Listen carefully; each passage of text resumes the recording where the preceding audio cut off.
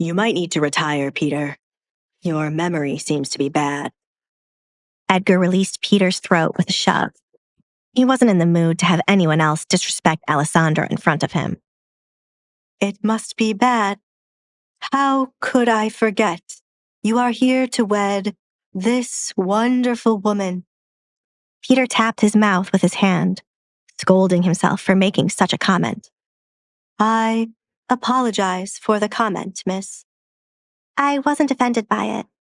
It must be strange for someone to come to get married with a coat covering their head, Alessandra replied. The church has seen stranger things. Now, hand me the rings. Peter held out his hand, waiting for the rings to be placed in his palm. You do have rings, right? Only the engagement ring. Edgar placed his hand in his pants pocket to fish out the ring he collected a while ago. Do you like this one? He showed it to Alessandra. You haven't shown her the engagement ring yet? Peter placed his hand on his forehead, almost stumbling backward by how unprepared Edgar was. If the lady is not pregnant, please come again another time or plan a proper wedding. Edgar looked behind Peter to a small pile of wires near the altar. Give me a bit of the wire. He walked past Peter with the intention of making 2 makeshift rings. He would have proper rings delivered in the morning. He didn't even say please, Peter muttered. But with Edgar distracted, he decided to talk to the woman standing beside him. If you are marrying him just because he is good-looking and rich, think again. I keep telling everyone marriage should only be about love. Are you certain you want to go through with this? Yes, Alessandra answered. Nothing in this world would change her mind. Peter looked over his shoulder at Edgar, still messing around with the wires. He can't hear us, you know. You can be honest with me. I took an oath to never repeat what you tell me to anyone else. I truly want to marry him, but thank you for your concern. Peter sighed, knowing this wouldn't end well. But the young women who visited were always blinded by what they thought was love.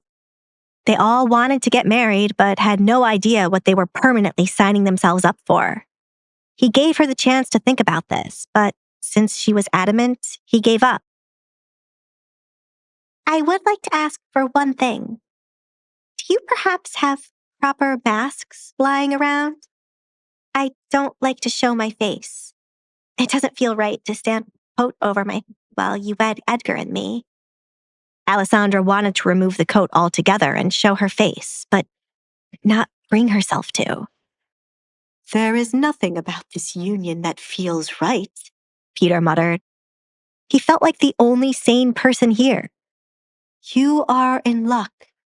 Every time there is a masquerade ball, we get a few women and men come here bawling their eyes out, either about the person they love announcing their engagement to someone else, or when it was time to take off the mask, they are shocked by who they have been entertaining all night long. Peter could never agree with anyone claiming the church to be boring. There was always something odd happening. No one has ever returned to collect their masks, gloves, or shoes, but we stored them in a box just in case they ever come looking for them. Sometimes people come wearing large hats or veils to hide their identities, so no one would know they are coming to confess their sins. Would you like a veil instead? Peter found it to be more fitting for the occasion. Yes, thank you. Alessandra couldn't be happier the church had such things. What is your name? I will need to write it down on paper for our records. I've never heard your voice before. Have you never once attended a wedding or funeral?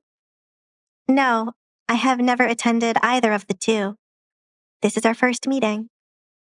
My name is Alessandra Barrett, soon to be Alessandra Collins, she replied. Alessandra Barrett. Where have I heard that name before? Peter looked up at the church roof for answers. That's you! Peter exclaimed, but quickly clammed his mouth shut when he caught sight of Edgar in the distance glaring at him. Forgive me once again. I am not normally like this, and I never expected you would walk into the church. Alessandra played with her fingers, suddenly feeling nervous. Those rumors aren't true. I am not cursed.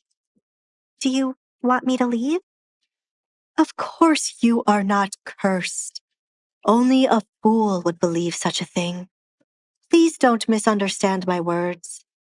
I heard the Baron rarely allowed you to leave home, so I never expected to meet you. The church would never send anyone away. We take in any and everyone, regardless of their past. The church has become a place for criminals to run and hide. Be a little bit more cautious, or you might shelter the person who wants to take your life. Edgar warned Peter. I think that person is here right now, Peter said, followed by a cough as he was referring to Edgar. Here you go, Alessandra. I will get the papers and everything else to perform the wedding so you two can be on your way. I'm sorry there wasn't another priest available.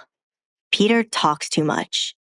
He could talk for days, a skill he used when scamming people before turning over a new leaf. Edgar loudly spoke to irritate the priest. We met through him trying to scam me. Somehow he ended up becoming a priest. Oh. Alessandra was lost for words. She couldn't connect how Peter went from scamming to becoming a priest. You don't need to hold on to your past forever. Move on and find something to make you happy. Once we have collected your belongings tomorrow, there is nothing you need to ever revisit with that house, said Edgar. I know. If I hadn't met you that night and my father told me about going with William, I would have abandoned everything and run away. I don't know where I would have gone as I have no money, but I would never return to that home. My father is gone, and my mother is nowhere to be found.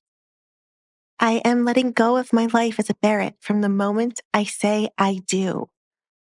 Unfortunately, I know Katrina and Kate will come looking for me. Alessandra sighed, knowing tomorrow would be chaotic. I will keep them away from you, Edgar promised.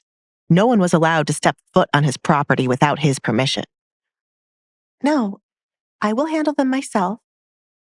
You have already done a lot for me, and as much as it would be easier for you to deal with them, I must handle this on my own. As your wife, many obstacles will be placed in front of me, and I cannot depend on you to solve all of them. I will see to it you don't regret doing this with me, Alessandra said, fully determined to become a woman who could stand on her own. My, what an interesting woman I am marrying. Edgar chuckled, highly entertained by Alessandra promising to protect him. He was right in thinking back then she would become a woman to flip the town upside down. I have a feeling our married life will be entertaining. How can it not be when the rumored monster Duke and the Baron's masked daughter are getting married? Alessandra could hear the gossip already. I am ready. You two should make your way to the altar, Peter said from the altar. Did I mess up a moment between them? He wondered after realizing how cozy they looked as they spoke. Alessandra stayed behind to place the veil Peter gave her over her head, while Edgar went ahead. The veil was see-through, but not enough to clearly see her face. Alessandra took a deep breath before walking up to the altar. I did this. I changed my future, she said, as she glanced at Edgar while she approached the altar. Offering Edgar a contract marriage was the best thing she ever did in her life.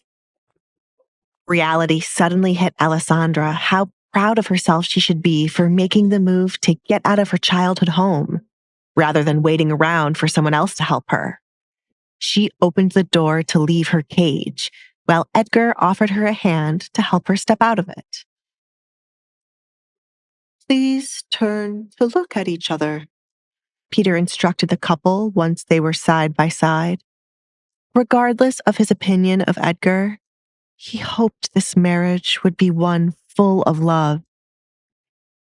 Peter picked up the 2 makeshift rings Edgar created to hand one over to each of them.